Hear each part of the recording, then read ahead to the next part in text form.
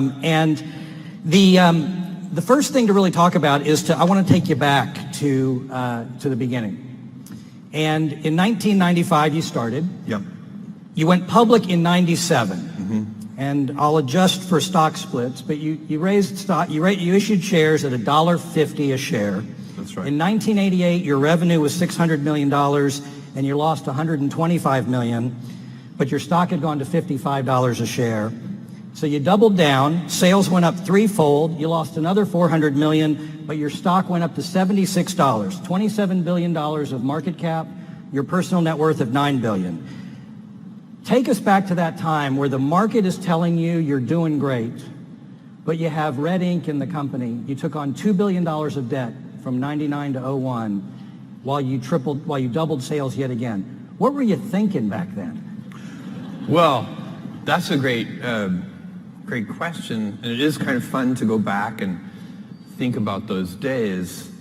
In those days when we had, when I started the company and it was just one person, and then there were 10 people, and today there are almost 600,000 people. So there's a lot of change.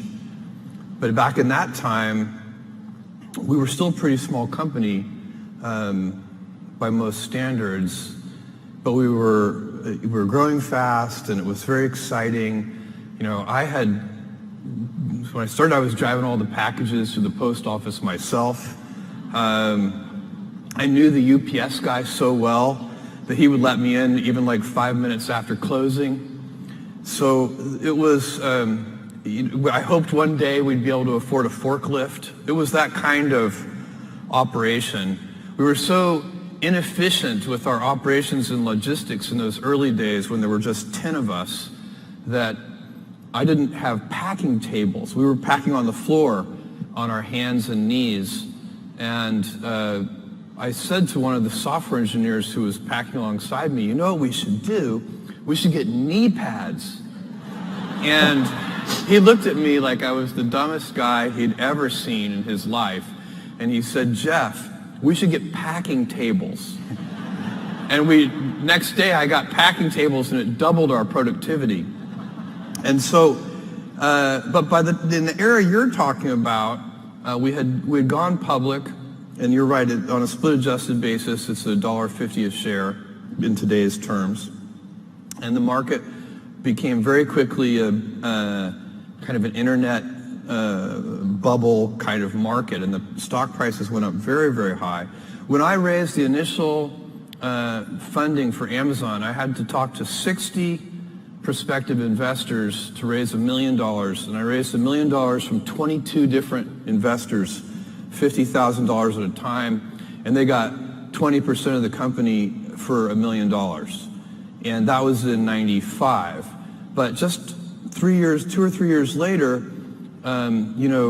Stanford MBA with no business experience could raise $25 million with a single phone call if they had a internet business plan. So the whole thing in just 2 or 3 years, the excitement, really, as we would shortly see when the bubble burst in the year 2000, the hyperbolic excitement about the internet had infected everybody.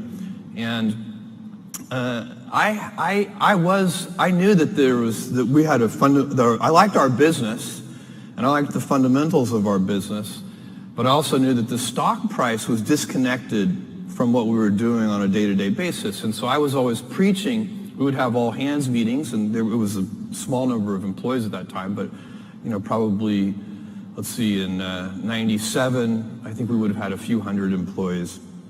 We would have all hands meetings, and I would say, look, we got to remember the great quote from Benjamin Graham that in the short run, the stock market is a voting machine. In the long run, it's a weighing machine. So don't think about the daily stock price, because it was going up every day. The stock price was going up. And I didn't want, because all the employees had stock options, and I didn't want them counting their success that way. And so I would say, look, when the stock is up 30% in a month, don't feel 30% smarter, because when it's down 30% in a month, then you're going to have to feel 30% dumber, and it's not going to feel as good. Right. And it was good that I kind of laid that groundwork, because, sure enough, in the year 2000, the whole thing came tumbling down. I think Amazon Went back stock to about $6. went down to $6, and that I don't even know if that's on a split adjusted basis. Yeah. I think that's probably that was on a split adjusted basis probably below a dollar. So, and did you ever doubt the business model at that point? No. So it's very interesting to me because I had all the internal metrics on, how many customers we had and what was going on, and I could see people thought we were losing money because we were selling dollar bills for 90 cents, even though we were very clear that we were not. We had high fixed costs, but we had contribution margin, positive contribution margin. And I just knew that it was a fixed cost business, and as soon as we reached a sufficient scale, we would have a very good business. And so that understanding of the fixed nature of our expenses relative to physical world retail is what led us to have the get big fast strategy. We knew that it would be that our economics would be very much improved if we could have a sufficient scale. So we worked hard on that. And so at that time, you're preaching the benefits of e-commerce and really disintermediating the business. So fast forward to today, now we have content, we have physical Amazon stores, we have Amazon cashierless stores, which we used to call shoplifting, and then now it's shoplifting without the jail time. That's right, and then buying Whole Foods here from a Texas company. So how does that fit together, your vision, and then how do you manage these disparate businesses with different cost structures now? Yeah, well, and by the way, just finishing up a little on that prior point before I answer that question, and also with the memory of Barbara Bush in all of our minds, I think part of, a lot of people in this room are entrepreneurs, started their own businesses, done various things, taken risks of various kinds, and I think one of the precursors, one of the foundational things to being able to take risk is to have had some kind of support from somebody. You have to have some mentors. You have to have somebody who loves you. These are the kind of things that build up and allow you to kind of, jump off into uncharted terrain and do something new because you have a support system of one kind or another. And I certainly did. So for me, I just want to point out that I feel very strongly that I've won a lot of lotteries. Amazon is one of the lotteries that I've won, but I had a big lottery with my parents. My dad is a Cuban immigrant. He came here when he was 16 years old, didn't speak any English. He's a great guy. And my mother had me when she was 17 years old. So she was a pregnant 16-year-old in Albuquerque, New Mexico in high school, which was not cool. And she made it work, and her parents, my grandparents, helped her with that whole thing and made that all work. And if you don't get that kind of support somehow, it doesn't have to be your parents. Sometimes people get lucky, it's a grandparent or it's a friend or a family friend or a teacher. It can be somebody, but you need that. Somebody has to step into your life, and that's a lottery that I suspect a lot of people in this room have also won, just like me. So the question Amazon Go, and all we do so many different things. So this is a question I sometimes get. How can you do so many different things? Why don't you stick to the knitting? The kind of traditional advice would be to stay focused and keep the business simple. And the way I think about this is we actually do stick to one thing. It's just not described. It's not the business itself. We do web services, which is big enterprises buying compute services from us, and we have our retail business, and we have Amazon Studios, which is making original content, and Amazon Go, the things you listed. So, but the cultural thread that runs through all these things is the same. We only have a few principles at Amazon, kind of core values that we go back to over and over again. And if you looked at each of the things that we do, you would see those run straight through everything. So the first one, and by far the most important one, is customer obsession. And we talk about it as customer obsession as opposed to competitor obsession.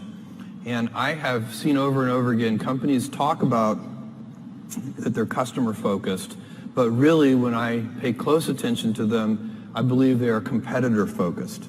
And that's just a completely different mentality. And by the way, competitor focus can work, but I don't think it works in the long run as well as customer focused. For one thing, once you're the leader, if your whole culture is competitor obsessed, it's kind of hard to stay energized and motivated if you're out in front. Whereas customers are always unsatisfied. They're always discontent. They always want more. And so no matter how far you get out there in front of your competitors, you're still behind your customers. So they're always pulling you along. So customer obsession is a deep principle that underlies everything we do. Another one is eagerness to invent. So we love to pioneer. And when we have done, by the way, whenever we have tried to do something in a kind of Me Too fashion, we have failed at it. We need to have something that is differentiated, unique, something that customers are going to like, that we're kind of leading with. So that's another element that works for us. And then another one is long-term thinking. We are willing to take some time and be patient with our business initiatives, and that runs through everything. So a lot of our competitors might have 2 to 3 year kind of time frames, and we might have more of a 5 to 7 year sort of time frame. And then the last one, operational excellence. So literally, how do you have high standards around, identifying defects, fixing defects at the root, all of those kinds of things that lead to what I think also can be in a simpler way just stated as professionalism, that you want to do things right just for the sake of doing them right. So let's talk about that with another, I guess this is a corollary. Now that you have about 600,000 employees, I calculated you're adding about 250 people a day. You've mentioned that you're trying to fend off day 2. Yeah. And you've said that day 2 is stasis, followed by irrelevance, followed by excruciatingly painful decline, followed by death. That is why it is always day 1. Yeah. How's that work? Well, so day 1, this is a phrase that we use at Amazon all the time. I've been using it. It's in my first annual shareholder letter from 20 years ago. And we say it's always day 1. And it needs to be day 1 for the reason that you just mentioned. And so the real question for me is, how do you go about maintaining a day 1 culture? It's great to have the scale of Amazon. We have financial resources. We have lots of brilliant people. We can accomplish great things. We have global scope. We have operations all over the world. But the downside of that is that you can lose your nimbleness. You can lose your entrepreneurial spirit. You can lose that kind of heart that small companies often have. And so if you could have the best of both worlds, if you can have that entrepreneurial spirit and heart, while at the same time having all the advantages that come with scale and scope, think of the things that you could do. And so the question is, how do you achieve that? The scale is good because it makes you robust. A big boxer can take a punch to the head. The question is, you also want to dodge those punches. So you'd like to be nimble. You want to be big and nimble. And I find there are a lot of things that are protective of the day 1 mentality. I already spent some time on one of them, which is customer obsession. I think that's the most important thing. If you can, and it gets harder as you get bigger. When you're a little tiny company, say you're a 10-person startup company, every single person in the company is focused on the customer. When you get to be a bigger company, you've got middle managers, and you've got all these layers, and those people aren't on the front lines. They're not interacting with customers every day. They're insulated from customers, and they start to manage not the customer happiness directly, but they start to manage through proxies like metrics and processes, and some of those things can become bureaucratic. So it's very challenging. But one of the things that happens is the decision-making velocity slows down. And I think one of the reasons that happens is that people, all say junior executives inside the big company, start to model all decisions as if they are heavyweight, irreversible, highly consequential decisions. And so even two-way doors, you make a decision, it's the wrong decision, you can just back through the door and try again. Even those reversible decisions start to be made with heavyweight processes. And so you can teach people that these pitfalls and traps, and then teach them to avoid those traps. And that's what we're trying to do at Amazon, so that we can maintain our inventiveness and our heart and our kind of small company spirit, even as we have the scale and scope of a larger company. So 600,000 people, small company, which that's a trick. So I know the Bush Center, we focus on leadership. And I know that you're also a voracious reader. And you're fond of a book by Nassim Taleb called The Black Swan. Yeah, sure. And it's about human tendencies to reduce things to anecdotal stories. And to shield us from sort of the randomness of the way things actually happen. Building narratives. Yeah. And how we humans instill can that? create a narrative around anything. To connect any sequence of facts, we can create a narrative. So how do you infect that throughout the whole organization when you have that many layers? Well, I think that, what I would say about that, and it's really a little different from the way that Black Swan talks about anecdotes, the way you're talking about, but I'm actually a big fan of anecdotes in business, not building a narrative structure around them necessarily, but I still have an email address that customers can write to. I see most of those emails, and I don't answer very many of them anymore, but I see them, and I forward them, some of them, the ones that catch my curiosity, I forward them to the executives in charge of that area with a question mark. And that question mark is just a shorthand for, can you look into this? Why is this happening? What's going on? And what I find is very interesting because we have tons of metrics. We have, weekly business reviews with these metric decks, and we know so many things about customers and their whether we're delivering on time, whether the packages have too much air in them and wasteful of packaging and so on. We have so many metrics that we monitor, and the thing I have noticed is that when the anecdotes and the data disagree, the anecdotes are usually right. There's something wrong with the way you're measuring it. And that's why it's so important to keep you need to run something where you're doing, shipping billions of packages a year. For sure, you need good data and metrics. Are you delivering on time? Are you delivering on time in every city? Are you delivering on time to apartment complexes? Are you delivering on time in certain countries? You do need the data. But then you need to check that data with your intuition and your instincts. And you need to teach that to all the senior executives and junior executives too. So if you're not answering your emails, can you give us your cell phone? Maybe a text is. Sorry. Oh my God. Still have the 2 pizza rule and no PowerPoints? Oh yeah, the 2 pizza team. We try to create teams that are no larger than can be fed with 2 pizzas. We call that the 2 pizza team rule. No PowerPoints are used inside of Amazon. So every meeting, when we hire a new executive from the outside,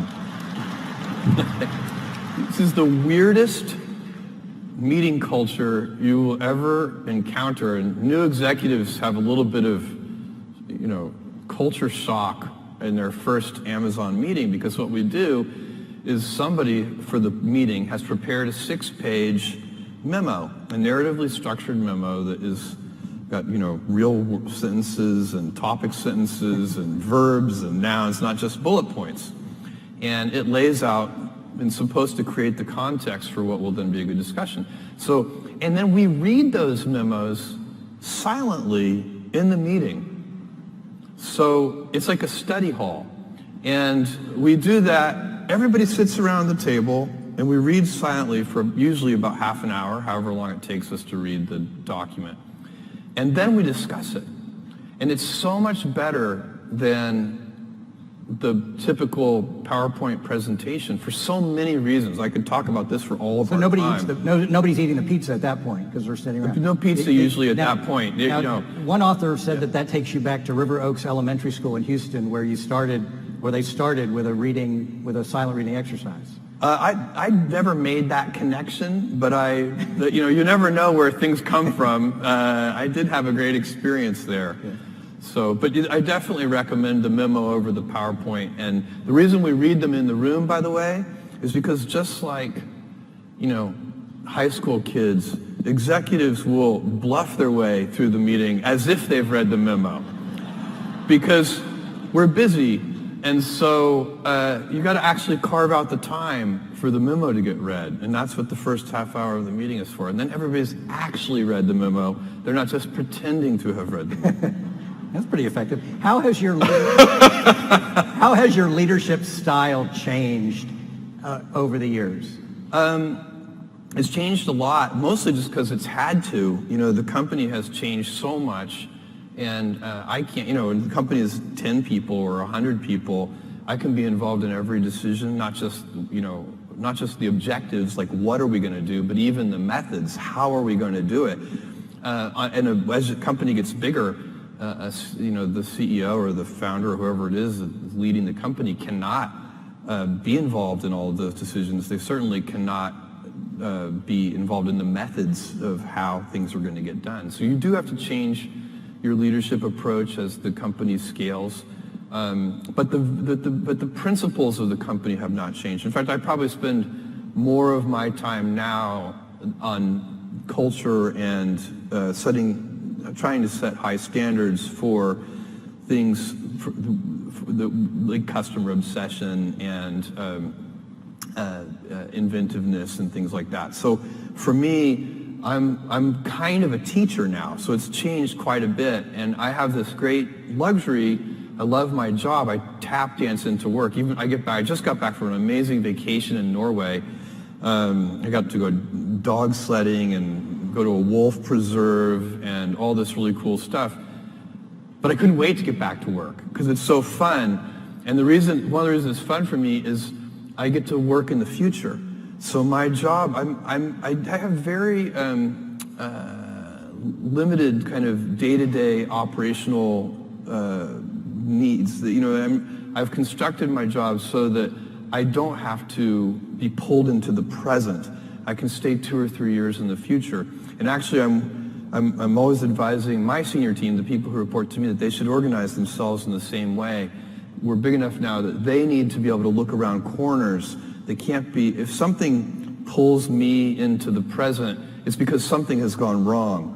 You know, and we need to, you know, kind of figure it's a firefighting exercise. And that's not how you should be running a business of this scale. So it's changed a lot. Okay, so following up with that, you were quoted as saying, I believe you have to be willing to be misunderstood if you're going to innovate. So how are you misunderstood? If you're going to do Amazon? If you're going to do anything new or innovative, you have to be willing to be misunderstood.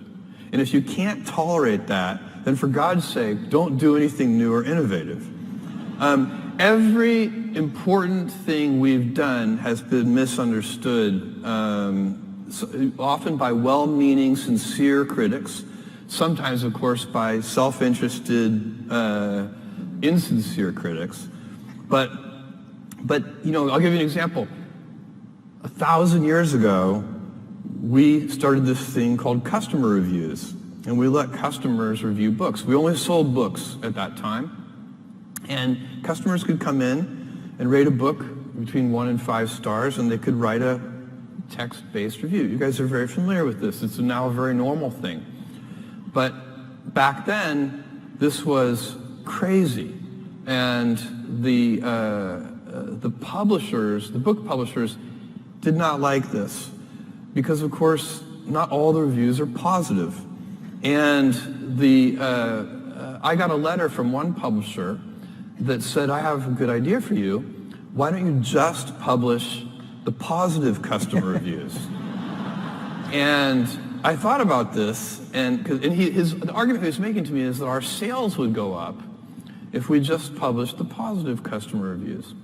And I thought about this, and I thought, I don't actually believe that, because I don't think we make money when we sell something. We make money when we help someone make a purchase decision. And it's just a slightly different way of looking at it, because part of what they're paying us for is helping them make a purchase decision. And if you think about it that way, then you want the negative reviews too. And of course, it has been extremely helpful for people to have negative customer reviews. And by the way, it's come full circle now, where the product manufacturers use the customer reviews to improve the next generation of the product. So it's actually helping the whole ecosystem. And now nobody criticizes customer reviews. And in fact, if you were to, here in the year 2018, if some e-commerce company were to say, we're only going to publish the positive customer reviews, that would be the crazy thing that would get criticized.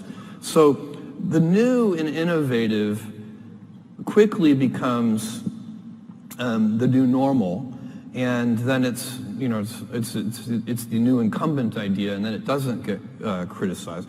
By the way, more generally, and what I preach at Amazon to all of our employees is when we are criticized, there's a simple process that you need to go through, which is first you look yourself in the mirror and decide, is your critic right? Do you agree? Are we doing something wrong? If you are, change. And by the way, if you look yourself in the mirror and you decide that your critic is wrong, as we did with the customer reviews, then do not change, no matter how much pressure is brought to bear. Do the right thing in that case as well. Have a deep keel. You have to have a deep keel. Good. So why don't we shift to personal, away from Amazon a little bit. If you could write your legacy, what would you want your legacy to read? World's oldest man. I stole that. That's not original. But I would love it. Let's work on that. I keep telling my biotech friends, hurry. What the hell, guys? Come on.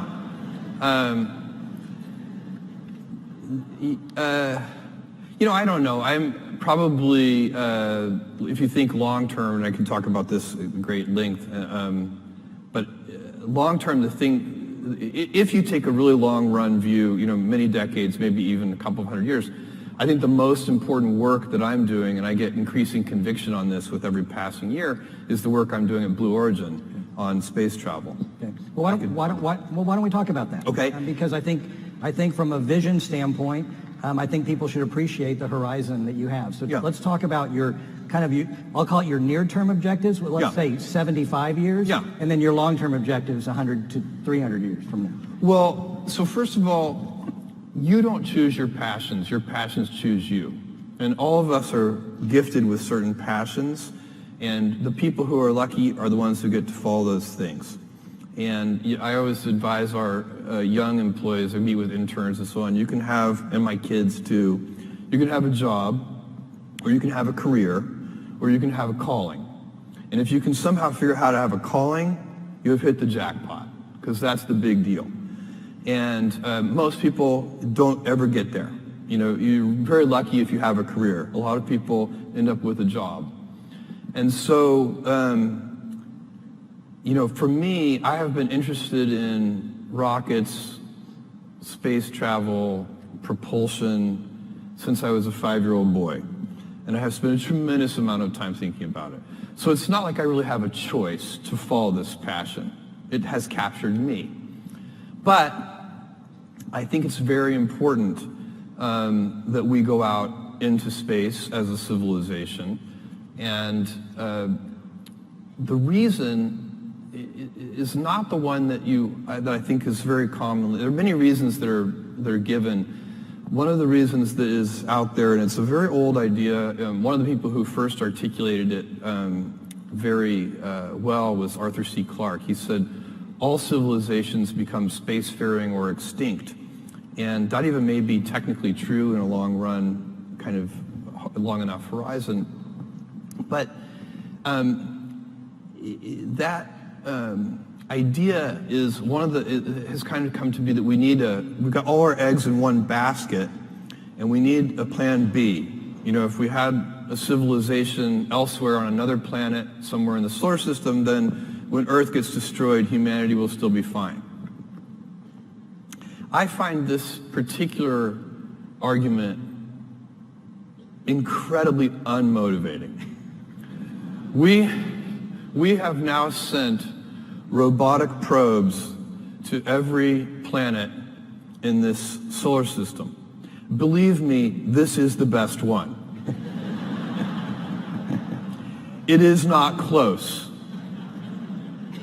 My friends who want to move to Mars, I say, I have an idea for you.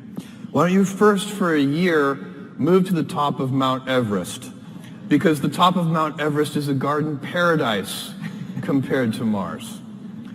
And so it's this planet is a gem.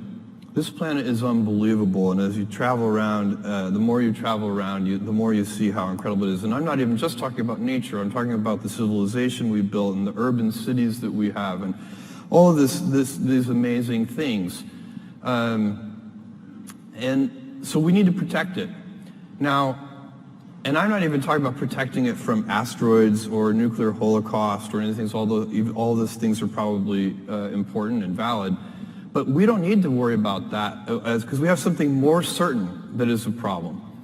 And that is, if you take current baseline energy usage on Earth today, global energy usage, and compound that at just 3% a year, then in just a few hundred years, you're going to have to cover the entire surface of the Earth in solar cells. That's how powerful compounding is. So, and by the way, we have been growing energy usage at a few percent a year for a long time. So, our civilization has a lot of advantages because we increase our energy usage. The human body, in a state of nature, if you are just an animal in the state of nature, your body, your metabolic rate, uses about 100 watts of power. But a modern person living in a developed country, you actually use your all-in civilizational per capita metabolic rate is 11,000 watts. We use a lot of energy.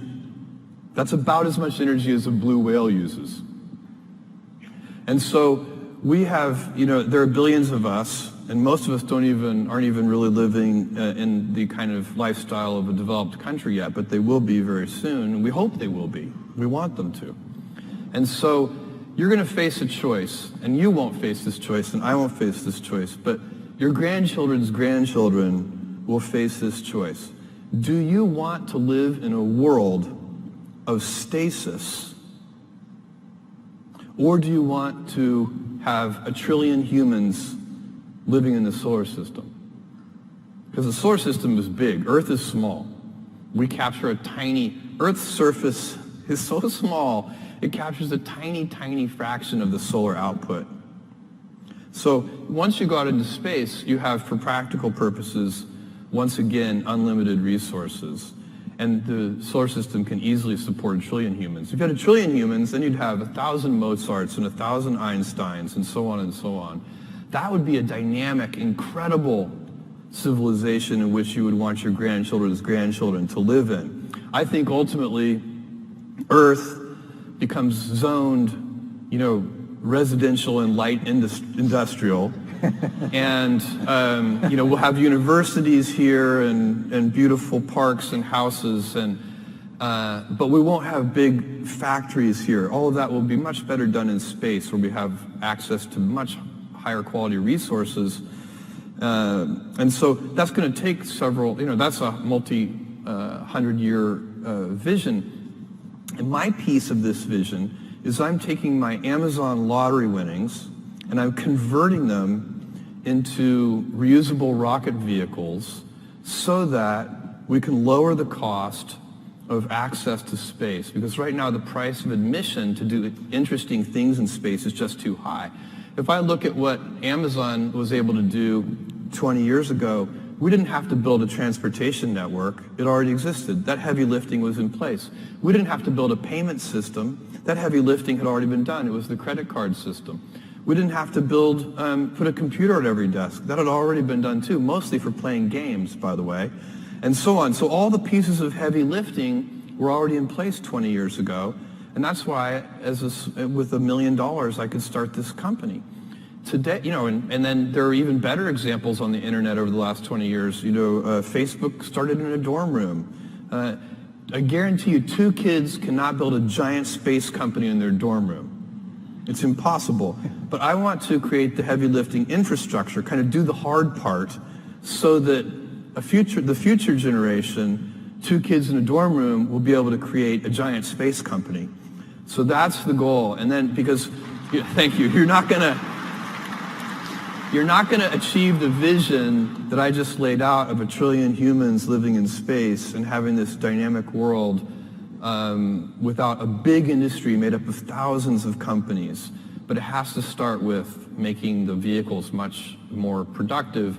And right now, you use a rocket once and you throw it away, and that is just a very expensive way to do business. So can I talk then about another element to get you to discuss your vision? This may not be germane to the work you're doing, but you are one of the great thinkers. Artificial intelligence. Yeah.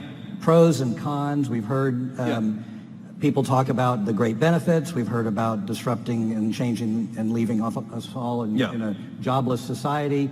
We've heard autonomous weapons are a disaster. Yeah. Where do you fall on your vision of where artificial intelligence is going to go, and also some of the more cautionary and also some of the benefits? Well, you mentioned a few things there. Each of those is worth visiting because they're different. I think autonomous weapons are extremely scary. I think it's a big, and you, by the way, do not need general AI. So right now, the things that we know how to do, you should think of those things as what is called narrow AI. Things like machine vision and so on. To build incredibly scary autonomous weapons, you do not need general AI. The techniques that we already know and understand are perfectly adequate. And these weapons, some of the ideas that people have for these weapons are in fact very scary. And so I don't know what the solution to that, but smart people need to be thinking about that, doing a lot of R&D. Is there a kind of, it'd have to be a big treaty like the Geneva Convention or something that would help regulate these weapons, because they're actually, they have a lot of issues. So that one I think is genuinely scary. The idea that there's going to be a general AI overlord that subjugates us or kills us all, I think is not something to worry about. I think that is overhyped. First of all, we don't know, we're nowhere close to knowing how to build a general AI, something that could set its own objectives. We have no idea. We don't even, it's not even a valid research area. We're so far back on that one. So I think that's a very long-term prospect that it could even happen. But second of all, I think it's unlikely that such a thing's first instincts would be to exterminate us. That would seem surprising to me. Maybe unemploy us. Much more likely it will help us, because we're perfectly capable of hurting ourselves. Maybe we could use some help. So I'm optimistic about that one, and certainly don't think we need to worry about it today. And then the jobless, is AI going to put everybody out of work? I am not worried about this. I find that people, all of us, I include myself, we are so unimaginative about what future jobs are going to look like and what they're going to be. If I took you back in time 100 years, when almost everyone was a farmer, and I told, we're at some big farming convention or something, and I say, in the year 2018, there is going to be a job occupation called massage therapist. They would not have believed you. And in fact, I was telling this story to a friend, and they said, Jeff, forget massage therapist. There are dog psychiatrists. And I went probably find one on Amazon. I went and looked that up on the internet. Sure enough, you can easily hire a psychiatrist for your dog. And so there is, we humans like to do things, and we like to be productive, and we will figure out things to do, and we will use these tools to make ourselves more powerful. And in fact, what I predict is that jobs will get more engaging. Yes. Because you have to remember, a lot of the jobs today are quite routine.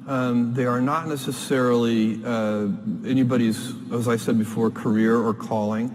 And so I predict that because of artificial intelligence and its ability to automate certain tasks that in the past were impossible to automate, that not only will we have a much wealthier civilization, but that the quality of work will go up very significantly, and that a higher fraction of people will have callings and careers relative to today.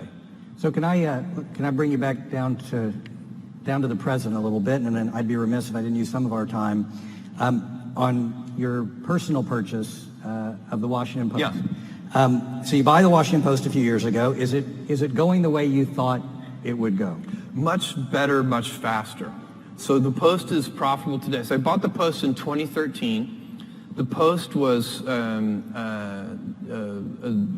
still a fantastic institution at that time, but it was in great financial difficulty. It's a fixed cost business, as almost all publishing is.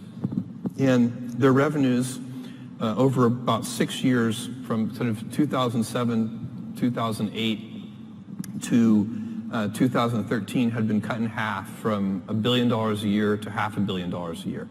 And that, in a fixed cost business, puts a tremendous amount of pressure on the business. They had needed to reduce the size of the newsroom, lay off reporters, and it was very difficult. And Don Graham, whose family had owned the paper for a long period of time, he contacted me through an intermediary, actually. We'd known each other probably for almost 20 years, actually. And I was very surprised, but he said that he was interested in selling the paper. And he wanted to, I said, look, I'm not the right buyer, Don, because I don't know anything about the newspaper business. And he said, we don't need any of that. We've got lots of people who understand the newspaper business. We need somebody who understands the internet better. And this was a great act of love of Don's, because the paper had been their family for a long time, and he cared more about the paper than he cared about his ownership of it. And if any of you know him, he's an incredible gentleman, just a wonderful guy. And so over several conversations, he finally convinced me that I could help. And then I had to convince myself of a couple of things. One was, did I really believe it was an important institution? And that for me was a very quick gate to get through. I felt very powerfully that it was an important institution. I do believe that democracy dies in darkness. I think that the paper resides in Washington, D.C., the capital city of the United States of America, the most powerful country in the world, needs a paper like the Washington Post. So it was easy to decide it's an important institution. I would not have bought and tried to help turn around a financially upside down, salty snack food company. I just have better things to do.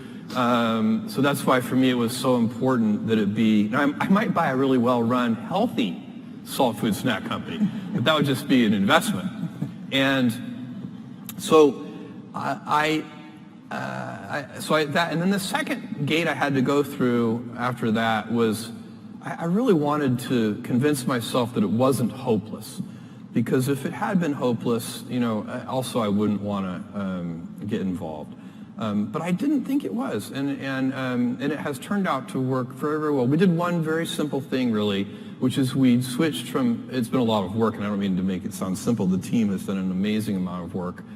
And we have a great editor in Marty Barron, and a great publisher in Fred Ryan, and a great technical leader in Shailesh. I mean, we've got a killer team at the Post.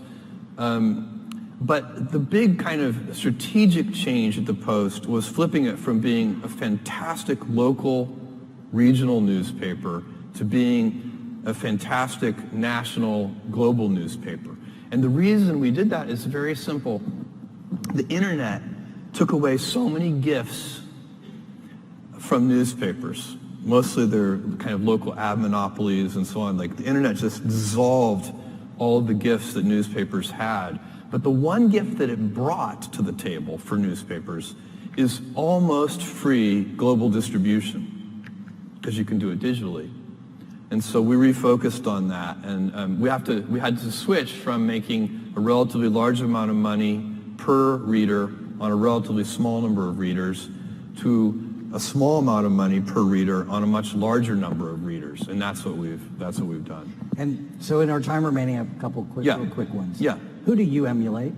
What kind of role model? Yeah, who do you look at? Oh, a bunch of people. I have been a Warren Buffett fan. In the business realm, I've been a Warren Buffett fan since my early 20s. I read the things he writes. So he's a very big fan. I think kind of CEOs today out there that I like, again, in the business realm, Jamie Dimon. I think if there are a couple of CEOs that I think if I were a big shareholder in JP Morgan Chase, I would just show up every Monday morning with like pastries and coffee for Jamie, and I would be like, so you happy? You good? Because I think he's a terrific executive in a very complicated company. Same thing, Bob Iger at Disney, I think is a superb executive. So probably bring him pastries. So there are a lot of role models. Healthy pastries. Well, yeah, I guess I hadn't thought about that. That's right. Yeah. And then outside of that, I've had lots of role models throughout my life. Some of my teachers at River Oaks Elementary School that you mentioned. I had, I had my parents, who I talked about a little earlier. I didn't talk too much about my grandfather, but he was a gigantic influence in my life. I had the great good fortune, because my mom was so young, my grandparents would take me every summer, starting at age 4, every summer, kind of to give her a break, really, for the whole summer. So I'd be with my grandparents, and on their ranch in Cotulla, Texas, which is halfway between San Antonio and Laredo. We lived in Houston, and so we would make the 5-hour drive out to Cotulla. They'd drop me off, spend a couple of days there, then they'd go back to Houston. I'd spend the summer. And I went every day to the ranch with my grandfather to help. Now, a 4-year-old boy on a ranch in South Texas is not a lot of help. But I didn't know that. I thought I was helping, and then by the time I was 16, I actually was helping. So I have, I can suture up a prolapsed cow. I can fix windmills. My grandfather was so resourceful, and that he made his own veterinary needles. He would take a little piece of wire and pound it flat with like a oxyacetylene torch, and then drill a little hole through it. And then we did all of our own veterinary work. Some of the cattle even survived. And so we had great fun out there. We built barns and welded things, and he bought a D6 Caterpillar bulldozer used. It was like 1955 model year for $5,000. It was completely broken. The gears were stripped. And then we spent, a whole summer repairing that. And the first thing we had to do to repair it was build a crane to take the gears out of the transmission. And so, what I learned from watching him was just how resourceful he was. He didn't ever call a repairman. He figured it out. And I do think that that's one of the things that, super lucky for me to grow up in that environment where you got to see resourcefulness in action. So my grandfather, giant role model for me. Jeff, you're an American icon, and these stories really reflect how grounded you are. And starting a company from the time where you were doing it yourself to where you are today, and to maintain that touch that you have at the same time that you have this vision is really what leadership is all about. The Bush Center, we focus on developing and recognizing leadership, and that's what we're doing this week. Our time is up, and I do want to thank you. I also